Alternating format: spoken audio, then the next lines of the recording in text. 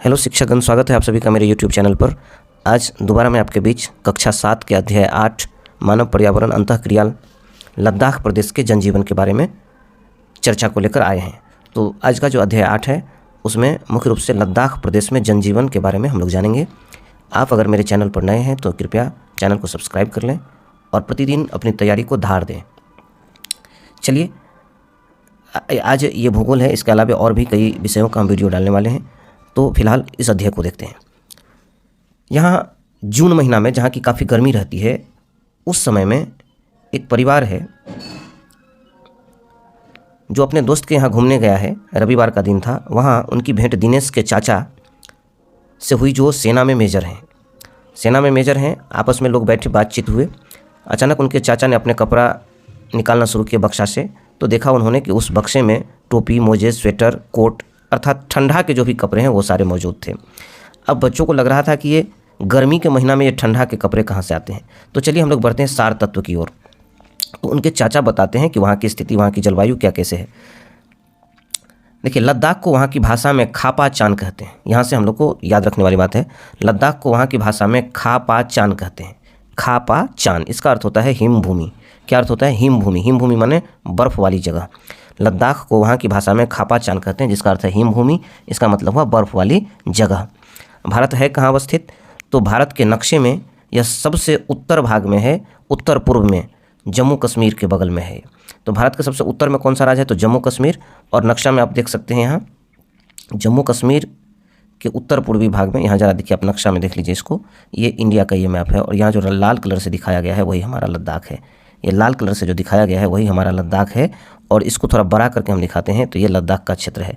लद्दाख में कुछ जगहों को आप देख सकते हैं, लेह है, सिंधु नदी बहती हुई दिख रही है, कारगिल है यहीं पर। तो ये भारत के ऊपर वाले नक्शे का भाग है लद्दाख का। अब बात आई, लद्दाख है कहाँ पर असल में? तो जम्मू कश्मीर के उत्तर पूर्वी भाग में। असल में मैं आपको बताते चलूँ कि ये जो भाग है हमारा ऊपर में उत्तर होता है और इस साइड जो है पूरब होता है। तो ये जो जम्मू कश्मीर है ये भाग, इसके उत्तर पूर्वी भाग में क्या हुए? लद्दाख हुए। बढ़िया, आगे अब यहाँ पर दिया लद्दाख के बारे में चर्चा हो रही है। शुष्क उत्तर पूर्वी भाग में शुष्क शीत उच्च भूमि है। शुष्क शीत उच्च भूमि है लद्दाख। अब यहाँ पर देखिए, जो तिब्बत के पठार का एक हिस्सा है, लद्दाख जो है तिब्बत के पठार का एक हिस्सा है। लद्दाख क्या है? तिब्बत के पठार का एक हिस्सा है। इस क्षेत्र की सामान्य ऊंचाई 3600 मीटर है। ये भी क्वेश्चन आता है, लद्दाख का जो सामान्य ऊंचाई वो कितना है? 3600 मीटर, 3600 मीटर। अधिक ऊंचाई के कारण यहाँ पर जलवायु शीतल होती है। अधिक ऊंचाई के कारण जलवायु क्या होती है? शीतल होती है। और हिमालय पहाड़ के वृष्टि छाया में पड़ने के कारण शुष्क होती है। दो कारण है यहाँ पर, शीतल होती है अत्यधिक ऊंचाई के कारण, जबकि शुष्क होती है हिमालय पहाड़ के वृष्टि छाया में पड़ने के कारण। हिमालय पहाड़ के वृष्टि छाया में पड़ने के कारण शुष्क होती है। और शीतल क्यों होती है? तो अत्यधिक ऊंचाई के कारण। चलिए, यहाँ सालों भर खूब ठंड पड़ती है। दिसंबर जनवरी के महीने में पानी बर्फ़ हो जाता है। क्योंकि दिसंबर जनवरी में तो हर जगह ठंडा रहता है, तो दिसंबर जनवरी के महीने में यहाँ पर पानी बर्फ़ बन जाता है। इसीलिए वहाँ मई जून के महीना में भी गर्म कपड़े की ज़रूरत होती है। अब बच्चे पूछ रहे हैं कि बरसात के महीने में क्या स्थिति होती होगी।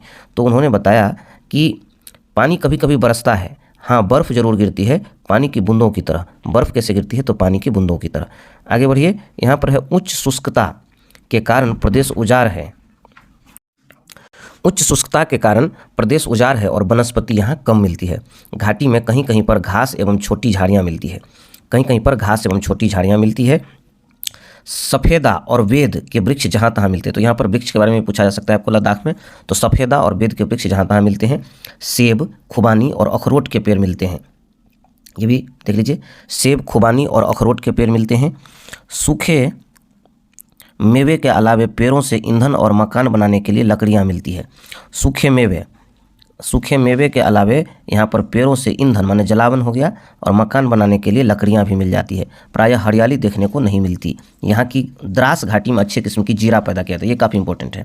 द्रास घाटी में अच्छे किस्म का जीरा मिलता है, याद रखिएगा, अच्छे किस्म का जीरा मिलता है द्रास घाटी में। और कौन कौन फसल है? जौ, जय, गेहूँ, आलू भी पैदा किए जाते हैं। जौ, जय, गेहूँ, आलू। अब बच्चे वहाँ के नदियों के बारे में जानना चाहते हैं। तो है क्या कि बताते हैं वो कि सिंधु नदी लद्दाख से होकर बहती है। लद्दाख से होकर मुख्य रूप से कौन सी नदी बहती है? सिंधु नदी। इसके अलावा और कौन कौन सी नदी है? श्योक नदी, नुब्रा नदी, छो नदी। श्योक, नुब्रा, छो, सिंधु नदी के अलावे श्योक, नुब्रा, छो, ये सब बड़ी बड़ी वहाँ की नदियाँ हैं। विद्युत उत्पादन के लिए नदियों के पानी का ही उपयोग होता है। जहाँ कहीं भी झरना है, आबादी भी उसी के आसपास रहती है। जहाँ झरना का होता है उपाय, आबादी, चूँकि सूखा क्षेत्र है तो कैसे होगा क्या, तो जहाँ पर पानी का झरना का है वहीं पर लोग बसते भी हैं। जानवर के बारे में बच्चों ने पूछ लिया, तो चलिए आगे देखते हैं। जानवर, यहाँ याक नामक जानवर सबसे ज़्यादा मिलता है, जो भैंसा की तरह दिखता रहता है। सबसे ज़्यादा कौन सा जानवर है यहाँ? याक नाम का जानवर। किससे मिलता जुलता है? भैंसा से मिलता जुलता है। याक के दूध का उपयोग पनीर और मक्खन बनाने में किया जाता है। पेड़ा भी बनता है याक के दूध का, तो पनीर और मक्खन बनाने में यूज होता है। और कौन कौन सा जानवर मिलेगा? जंगली भेड़, कुत्ता और जंगली बकरियां भी मिलती है। जंगली भेड़, कुत्ता और जंगली बकरियां, इन पशुओं से दूध, मांस और खाल प्राप्त होता है। खाल मतलब चमड़ा। दूध, मांस और चमड़ा यहाँ से प्राप्त होता है। भेड़ और बकरी के बालों का उपयोग ऊनी वस्त्र बनाने के लिए किया जाता है। यहाँ कंबल, टोपी, लोइयाँ, कपड़े और ऊन के बने जूतों के कुटीर उद्योग है। मतलब यहाँ पर ये सब चीज़ का उद्योग के रूप में है, क्योंकि यहाँ पर भेड़, बकरियाँ ये सब मिलते हैं जिनके बालों से ऊनी वस्त्र का उपयोग होता है। तो इस हिसाब से यहाँ पर कंबल, टोपी, लोइया, कपड़े और ऊन के बने जूतों का कुटीर उद्योग है। अब है वहाँ के सड़क के बारे में बच्चे जानना चाहते हैं, तो देख लीजिए वहाँ आवागमन की सुविधा बहुत कम है। लद्दाख का प्रमुख शहर लेह है, ये भी इंपॉर्टेंट है। लद्दाख का जो प्रमुख शहर है वो कौन सा है? लेह है, जो जोजिला दर्रा से होता हुआ कश्मीर घाटी को जोड़ता है। अब ये भी काफ़ी इंपॉर्टेंट है, प्रमुख शहर लेह है जो सड़क मार्ग और वायु मार्ग से जुड़ा है। लेह जो है सड़क मार्ग और वायु मार्ग से जुड़ा है। रेल तो वहाँ है नहीं, रेल वहाँ नहीं है। राष्ट्रीय राजमार्ग संख्या 1 माने NH1 हुआ। राष्ट्रीय मार्ग संख्या 1 माने क्या हुआ? NH1। NH1 जो है लेह को जोजिला दर्रा से होता हुआ कश्मीर घाटी से जोड़ता है। लेह को जोजिला दर्रा होता हुआ कश्मीर घाटी को जोड़ता है कौन? NH1, राष्ट्रीय राजमार्ग संख्या 1। एक और इंपॉर्टेंट क्वेश्चन है, काराकोरम दर्रा कश्मीर को तिब्बत से जोड़ता है। तो ये क्वेश्चन आता है, कश्मीर को तिब्बत से कौन जोड़ता है? तो काराकोरम दर्रा। काराकोरम दर्रा कश्मीर को तिब्बत से जोड़ता है। आगे बढ़िए, यह दर्रा लद्दाख से होकर गुजरता है। तो काराकोरम दर्रा है जो कश्मीर को तिब्बत से जोड़ता है, लेकिन कहाँ से गुजरता है? लद्दाख होते हुए। कश्मीर से लद्दाख होते हुए तिब्बत को जोड़ता है काराकोरम दर्रा। लेह से मनीला तक एक सड़क रोहतांग दर्रा से होकर गुजरती है। यहाँ भी इंपॉर्टेंट है, लेह से मनीला तक एक सड़क रोहतांग दर्रा से होकर गुजरती है, जिसमें बहुत बड़ी सुरंग बनाई जा रही है ताकि सालों भर लद्दाख का शेष भारत से संपर्क बना रहे। ये लोग सैनिक थे, तो अक्सर ये लोग हेलीकॉप्टर से जाते आते थे। वहाँ पर अक्सर पगडंडी का ही आवागमन का मुख्य मार्ग है। मुख्य रूप से वहाँ पर आवागमन का पगडंडी ही एक उपाय है। सिपाही लोग हेलीकॉप्टर से आते जाते हैं। तो सारे चीज़ को यहाँ हम लोग देख लिए हैं। लेह से मनीला तक एक सड़क रोहतांग दर्रा से होकर गुजरती है, जिसमें बहुत बड़ी सुरंग बनाई जा रही है ताकि सालों भर लद्दाख का जो है शेष भारत से संपर्क बना रहे। चलिए बढ़ते हैं आगे। क्या है? वहाँ के लोग हम जैसे ही होते हैं, लेकिन उनका कद छोटा होता है और शरीर सुडौल होता है। वहाँ के लोग हम ही लोग के जैसा होता है, लेकिन उनका कद जो है छोटा होता है और शरीर सुडौल होता है। वहाँ के निवासी ईरानी और मंगोल प्रजाति के हैं। लद्दाख के निवासी किस किस प्रजाति के हैं? ईरानी और मंगोल प्रजाति के हैं।